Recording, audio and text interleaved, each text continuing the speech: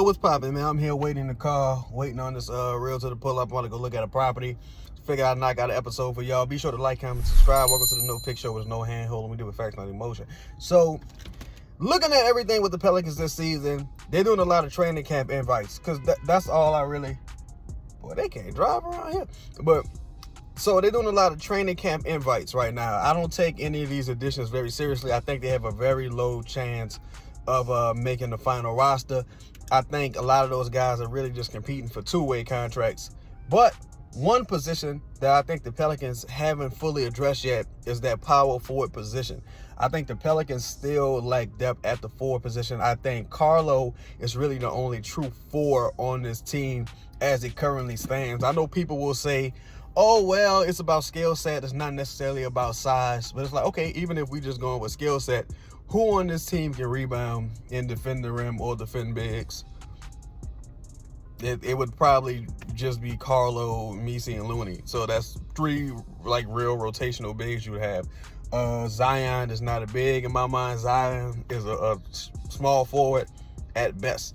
So when you're looking at defensive rebound, you look at that rim defense, things like that, you still need another power forward. With the Pelicans, Troy Weaver and Joe Dumars professing their affinity for bigs, specifically Troy Weaver. And if you look at some of his old interviews when he referenced the championship teams that Joe Dumars put together, or even the championship caliber teams, because he didn't win all the rings. He only won one ring as a GM, but he made it to the finals several times. When you look at those rosters, they had several bigs, including the stretch big and Rasheed Wallace. So I'm sure that the Pelicans still are out there looking for that power forward type guy. The question is, who is he and where is he, on the free agent market? A guy who I was interested in, Rashawn Holmes, he went overseas.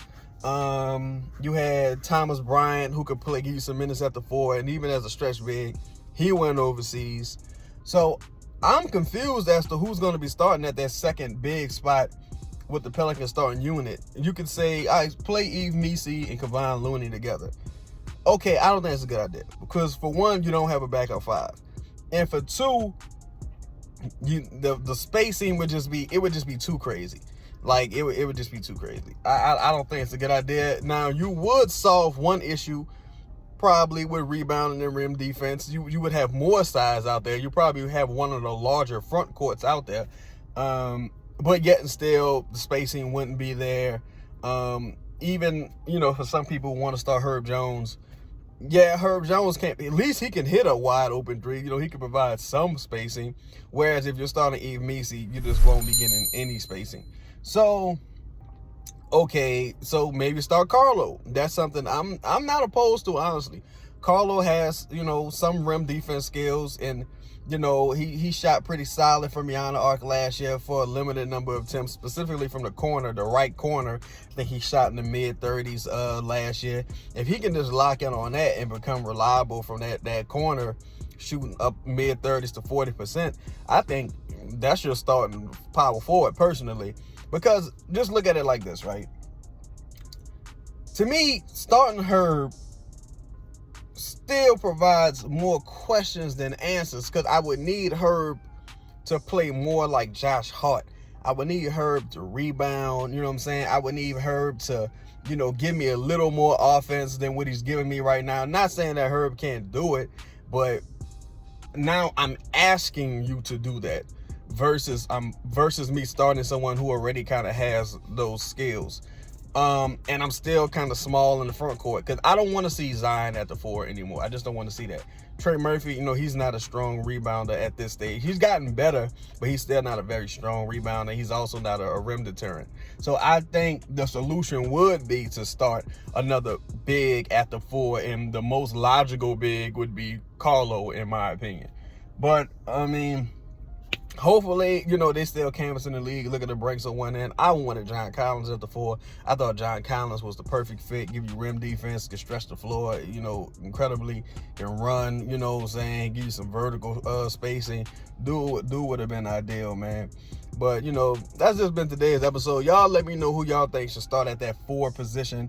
I know we kind of talked about this a little bit more, but I think this is one of the most critical decisions you'll see this coaching staff make. going into the season, because look at their biggest flaws last year. It was defense at the rim and rebounding. Herb helps you with the perimeter defense, but he don't help you with the defense at the rim, and he definitely don't help you with the rebounding. I think his career high is 4 rebounds. You need him to average like 5 to 7, honestly. You know, just because of now the pay increase and him being a foundational piece, you're gonna need more from him in that department, truthfully. But that's been today's show. Please be sure to like, comment, subscribe, hit that bell notification, DM me your email address so you can be eligible for the raffle we're doing in the preseason. Tap in. I'm out. Peace.